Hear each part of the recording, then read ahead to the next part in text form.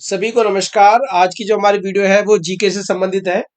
जैसा आप सभी को पता है कि वर्तमान समय में 18वीं लोकसभा के लिए सांसदों का चुनाव हो गया है और उस संसद में जो मंत्री रहने वाले हैं उनकी भी कल शपथ हो गई है। तो काफी बच्चे ये जानना चाहते थे कि सर ये मंत्रिपरिषद है क्या और कैबिनेट मंत्री क्या होते हैं, इसके बारे में विस्तार से समझा दीजिए। तो आज की वीडियो में उसी टॉपिक पे हम लेके चलेंगे। हम जानेंगे कि मंत्रिपरिषद क्या होती है, उसके क्या कार्य होते हैं। फिर साथ साथ हम इस वीडियो में ये भी जानेंगे कि 18वीं लोकसभा के जो कैबिनेट मिनिस्टर और स्टेट मिनिस्टर कौन कौन से हैं। तो आइए जानते हैं, शुरू करते हैं मंत्रिपरिषद और उसके कार्य। बच्चों, भारत के संविधान अनुच्छेद 74 में कहा गया है कि राष्ट्रपति को कार्यों में मदद और सलाह देने के लिए एक मंत्रिपरिषद होगी जिसका मुखिया देश का प्रधानमंत्री होगा। बच्चों, आपको पता ही है कि भारत में जो है संसदीय प्रणाली है और संसदीय प्रणाली में जो राष्ट्रपति है उसको सारी शक्तियां दी हुई होती है। उन शक्तियों का जो प्रयोग है वो देश के प्रधानमंत्री के द्वारा किया जाता है। तो प्रधानमंत्री अपने कार्यों को करने के लिए एक मंत्रिपरिषद का गठन करता है जो देश के लिए नीति बनाने में और देश के लिए कार्य करने में उसकी मदद करता है। और राष्ट्रपति उसी की सलाह पर काम करेगा। यानी कि राष्ट्रपति के मंत्रिमंडल के तहत जो है एक सबसे मुखिया जो होगा वो देश का प्रधानमंत्री होगा और फिर उसकी काउंसिल ऑफ मिनिस्टर होगी। और जो काउंसिल ऑफ मिनिस्टर है उसका काम जो है देश के लिए नीतियां निर्धारित करना है। तो बच्चों, आइए जानते हैं, जैसे कल से चर्चा में कैबिनेट मिनिस्टर के नाम चर्चा में है और अन्य मिनिस्टर्स के भी नाम में चर्चा में है। तो पहले ये जान लेते हैं कि कैबिनेट मिनिस्टर क्या होते हैं, राज्य मंत्री क्या होते हैं, स्वतंत्र प्रभार मंत्री क्या होते हैं। फिर उसके बाद लिस्ट को भी जानेंगे कि वर्तमान समय में कौन कौन से मिनिस्टर बने हैं, क्योंकि किसी भी कॉम्पिटिटिव एग्जाम के लिए ये जानना बहुत जरूरी है कि हमारे कौन से मिनिस्टर्स होंगे नए। और वैसे भी जीके में भी आपको जानना जरूरी है। तो बच्चे, सबसे पहले जो चर्चा का विषय है वो है कैबिनेट मंत्री। देखिए, आपने देखा होगा हर दल की डिमांड रहती है कि उसका जो सदस्य है वो कहीं न कहीं कैबिनेट मंत्री बने। अभी कैबिनेट मंत्री ऐसा खास क्या है, क्यों इसकी मांग की जाती है, तो आइए जानते हैं। मंत्री के प्रकार में सबसे पहले कैबिनेट मंत्री। बच्चों, इस श्रेणी में जो मंत्री होते हैं वो प्रथम स्तर के मंत्री होते हैं, यानी कि जो फर्स्ट लेयर होती है मंत्रियों की, उसमें जो प्रमुख मंत्री होता है वो कैबिनेट मंत्री का होता है। इनकी संख्या थोड़ी होती है। मंत्री एक या उससे अधिक प्रभार संभाल सकते हैं और इसके प्रमुख निर्णय इन्हीं के द्वारा होते हैं। कहने का तात्पर्य क्या होती है कि जो कोर टीम होती है वही कैबिनेट मंत्री होते हैं, यानी कि प्रधानमंत्री की जो पूरी कोर टीम होगी वो कैबिनेट मंत्री होंगी। कैबिनेट मंत्री में प्रधानमंत्री भी शामिल होते हैं, यानी कि देश के लिए जो पूरे निर्णय लेगी और वो कौन होंगे, कैबिनेट मिनिस्टर होंगे। प्रमुख मंत्रालय और उसके नेता कैबिनेट मंत्री की श्रेणी में आते हैं। सभी योग्य और अनुभवी नेताओं को इसमें शामिल किया जाता है। प्रधानमंत्री जब भी आप कैबिनेट बनाता है तो इस बात को ध्यान रखता है कि उसमें योग्य व्यक्ति और अनुभवी व्यक्तियां हों, बहुत जरूरी हैं। क्योंकि कैबिनेट के कंधों पर ही पूरे देश का भार होता है, देश को अच्छे से चलाने का भार होता है। तो इसलिए जरूरी है कि उसमें एक योग्य और अनुभवी व्यक्ति होना बहुत जरूरी है। कैबिनेट की हर सप्ताह बैठक होती है और जिसमें मंत्रियों को आना जरूरी होता है। कैबिनेट मंत्री आते हैं, अपने अपने मंत्रालयों के कार्यों का प्रधानमंत्री से जो है शेयर करते हैं, चर्चा करते हैं। तो बच्चों, ये कैबिनेट मंत्री आप समझ गए होंगे। कैबिनेट मंत्री रैंक वन के मंत्री होते हैं। कुछ प्रमुख विभाग होते हैं जिसमें जैसे रेल मंत्री हो गया, आपने सुना होगा, रक्षा मंत्री हो गया, गृह मंत्री हो गया, वो सब कैबिनेट मंत्री के हिस्से होते हैं। अब बात करते हैं राज्य मंत्री की। आपने सुना होगा कि कुछ नेताओं ने स्वतंत्र प्रभार के रूप में भी जो है शपथ ली है। तो आइए जानते हैं राज्य मंत्री स्वतंत्र प्रभार होता क्या है। बच्चों, कुछ नेताओं को विभागों का स्वतंत्र प्रभार सौंपा जाता है, यानी कि कुछ जो विभाग होते हैं, डिपार्टमेंट होते हैं, उनको स्वतंत्र रूप से सौंप दिए जाते हैं। ये लोग कैबिनेट मंत्री को रिपोर्ट नहीं करते, यानी कि इनका कैबिनेट मंत्रियों से कोई मतलब नहीं है। ये सीधे सीधे जो है प्रधानमंत्री से संबंधित होते हैं, उनको रिपोर्ट करते हैं। इसलिए इनको स्वतंत्र प्रभार मंत्री कहा जाता है। यानी कि जो राज्य मंत्री स्वतंत्र प्रभार होंगे वो सीधे सीधे प्रधानमंत्री को रिपोर्ट करेंगे, उनका कैबिनेट मंत्री से कोई मतलब नहीं होते। तो कुछ मंत्रालय ऐसे होते हैं जो इनको दे दिए जाते हैं और वो सीधे प्रधानमंत्री से संबंधित होते हैं।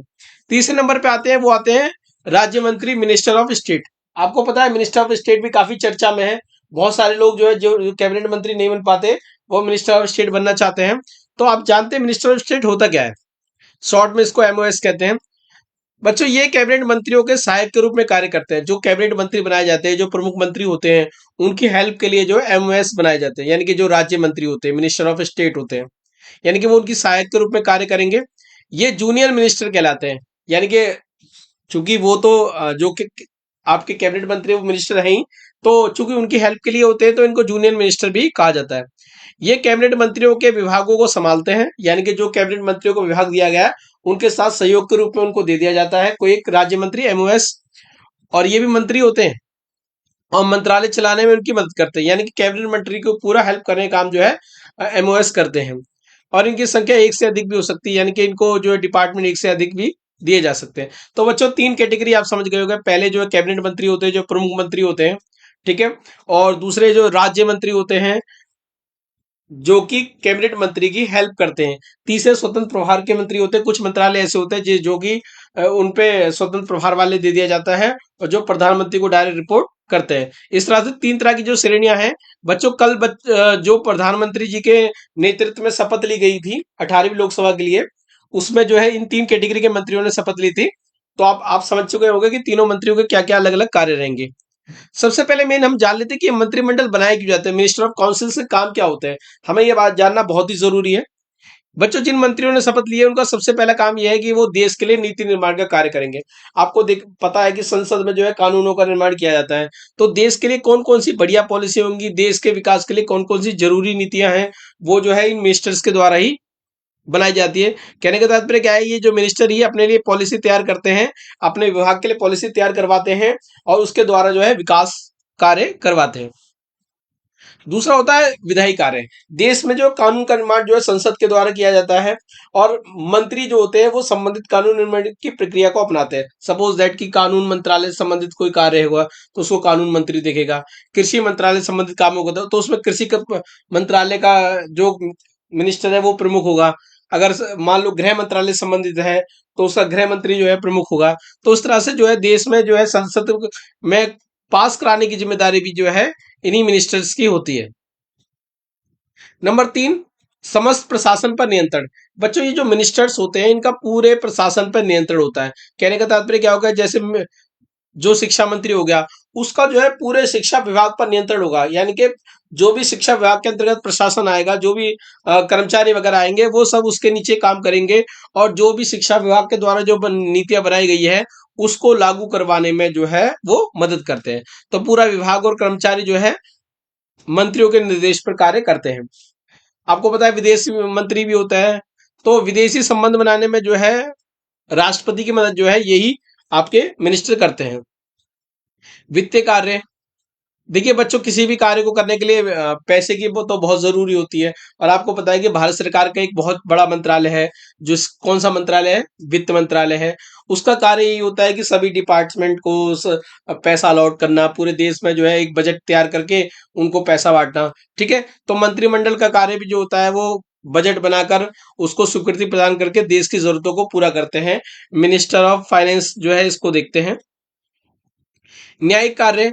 राष्ट्रपति के बाद दया याचिका मंत्रिमंडल के माध्यम से ही आती है और उस पर फैसला भी मंत्रिमंडल की सलाह पर ही राष्ट्रपति करता है, यानी कि जो देश का मंत्रिमंडल होगा वो न्यायिक कार्य भी करेगा।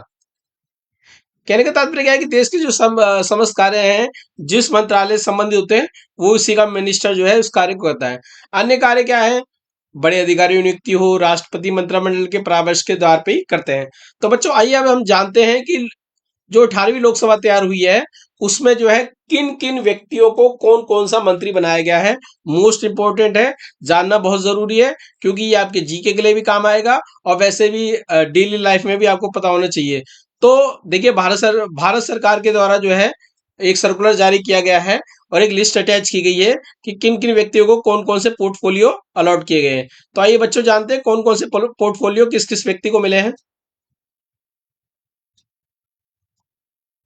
देखिए आपको पता ही है बच्चों की जो कार्यपालिका शक्ति है वो राष्ट्रपति को मिली होती है, परंतु उन शक्तियों का जो प्रयोग है वो देश का प्रधानमंत्री करता है। तो 18वीं लोकसभा के लिए आपको पता ही है कि इस बार जो एनडीए की सरकार के रूप में जो प्रधानमंत्री बने हैं वो श्री नरेंद्र मोदी जी बने हैं। और नरेंद्र मोदी जी आपको मैंने ऊपर बताया था कि काउंसिल ऑफ मिनिस्टर का हिस्सा होते हैं। तो अब प्रधानमंत्री जी के पास कौन कौन से चार्ज रहेंगे, कौन मंत्रालय रहेंगे, आइए जानते हैं। सबसे पहले तो ministry of personnel public grievance and pension, department of automatic energy, department of space. इसके अलावा जो भी इश्यूज हैं या जो भी पोर्टफोलियो हैं जो अन्य मिनिस्टर को नहीं मिले हैं वो प्रधानमंत्री जी के पास रहेंगे। ठीक है, अब प्रधानमंत्री जी के बाद जो है आपको पहले नंबर पे आपको बताया था मैंने, कैबिनेट मिनिस्टर होते हैं, जो खास खास मंत्रालय होते हैं, जिसमें अनुभवी व्यक्ति होते हैं और जो कि देश के विकास के लिए बहुत जरूरी मंत्रालय हैं, तो उसमें कैबिनेट मिनिस्टर आते हैं। तो आइए जानते हैं कि अब 2024 में जो है कौन कौन कैबिनेट मिनिस्टर बने हैं एनडीए सरकार में। सबसे पहले हम बात करें प्रधानमंत्री, तो आपको क्लियर हो गया होगा, श्री नरेंद्र मोदी जी हैं। उसके बाद जो है कैबिनेट मिनिस्टर आते हैं, क्योंकि रैंक वन के मिनिस्टर होते हैं। आइए जानते हैं one by one.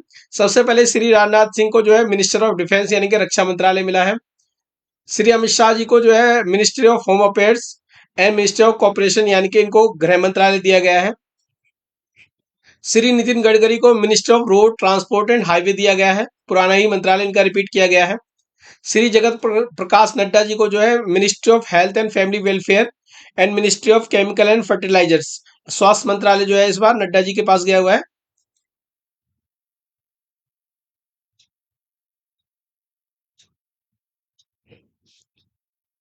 Shivraj Singh Chauhan जी को क्या मिला है? उनको मिला है ministry of agriculture and farmer welfare, यानी कि जो कृषि मंत्रालय जिसे कहा जाता है, वो इस बार शिवराज सिंह चौहान जी के पास गया गया है। इसका पूरा नाम जो है ministry of agriculture and farmer welfare है। And ministry of rural development, ये शिवराज सिंह चौहान जी को दिया गया है। श्रीमती निर्मला सीतारमन जी को आप पहले भी जानते होंगे, minister of finance and minister of corporate affairs उनको दिया गया था, यानी कि जो हमारी वित्त मंत्री रहेंगी इस बार भी निर्मला सीतारमन रहने वाली हैं। डॉक्टर सुब्रमण्यम जयशंकर, इनको जो है दोबारा से विदेश मंत्रालय दिया गया है, ministry of external affairs. Haryana से आने वाले श्री मनोहर लाल खट्टर जी को जो है ministry of housing and urban affairs and ministry of power दी गई है। एच डी कुमार स्वामी को ministry of heavy industry and ministry of steel दी गई है। श्री पीयूष गोयल जी को ministry of commerce and industry दी गई है। श्री धर्मेंद्र प्रधान जी को मिनिस्ट्री ऑफ एजुकेशन यानी कि शिक्षा मंत्रालय जो होगा वो धर्मेंद्र प्रधान जी के पास रहेगा। आप पहले भी जो है उन्हीं के पास ही था। श्री जीतन राम मांझी जी को ministry of micro small and medium enterprises दिया गया है, एमएसएमई जो कहा जाता है। ललन सिंह को जो दिया गया है ministry of fishers animals and dairyings, और श्री राजीव रंजन सिंह मिनिस्ट्री ऑफ पंचायती राज। तो कहने का तात्पर्य क्या, ये प्रमुख प्रमुख मंत्रालय हैं।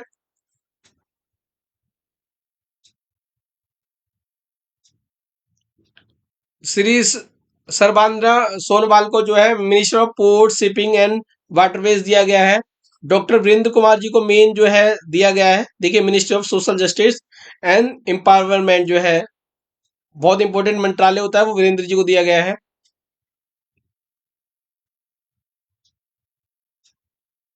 इस तरह से और मिनिस्टर्स आप देखें, minister of civil aviation, minister of consumer affairs, food and public distribution Prahlad Joshi. ये जो नायडू जी की पार्टी में राममोहन नायडू को, उनको मिनिस्टर ऑफ सिविल एविएशन, आपको पता है ना, जो विमान वगैरह का होता है, वो इसी इनको दिया गया है। जुअल ओरम को जो मिनिस्ट्री ऑफ ट्राइबल अफेयर्स यानी कि जनजातीय मामले को देखेंगे। गिरिराज सिंह जी को टेक्सटाइल दिया गया है।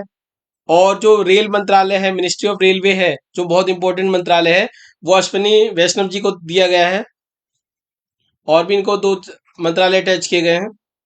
Ministry of information and broadcasting, यानी कि जो आपका जो न्यूज चैनल वगैरह से संबंधित होता है, वो अश्विनी वैष्णव जी देखेंगे। अब ज्योतिराज सिंधिया का जहाँ पोर्टफोलियो चेंज कर दिया गया है, अब इनको दूर संचार मंत्रालय दे दिया गया है।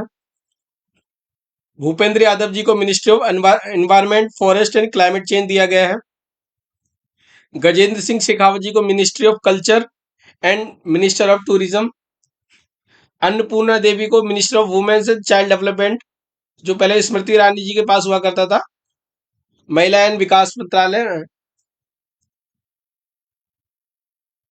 महिला और बाल विकास मंत्रालय। किरण रिजिजू को जो है ministry of parliamentary affairs and minority affairs, जो है किरण रिजिजू जी देखेंगे।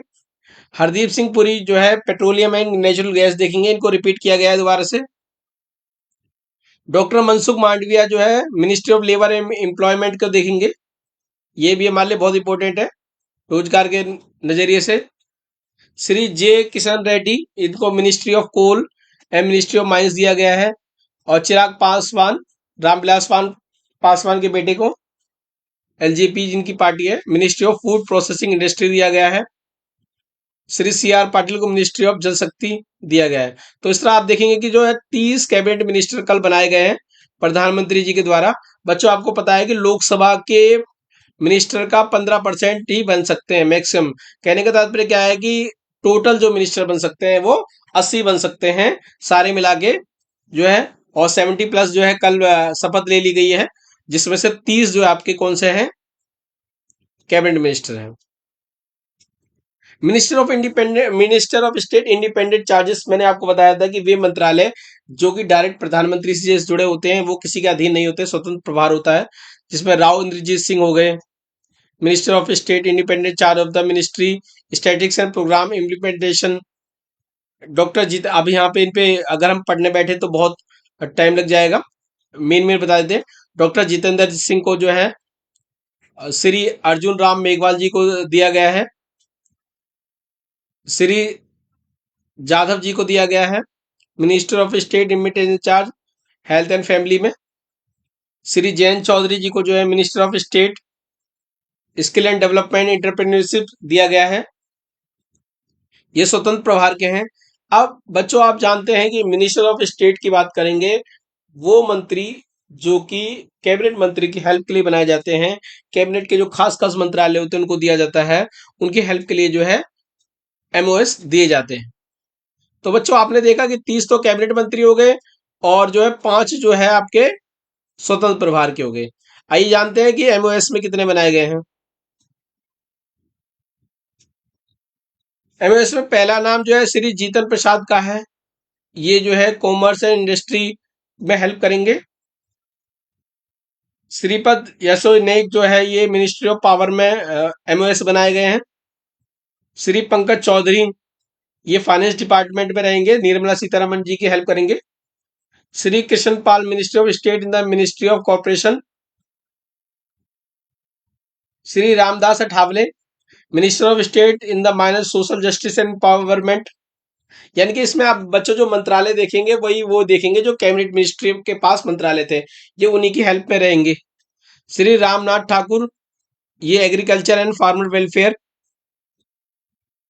जो कि शिवराज सिंह चौहान जी के पास गया है, उनकी हेल्प करेंगे।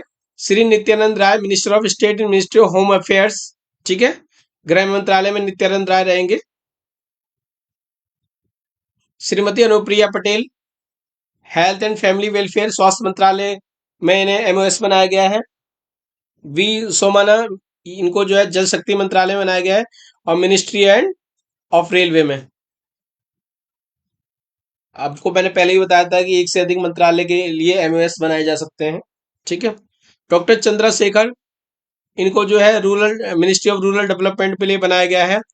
SP Singh Baghel ministry of animal dairying, ये आपको पता ही है, ललन सिंह जी को मिला है, उसका लिए है पंचायती राज में।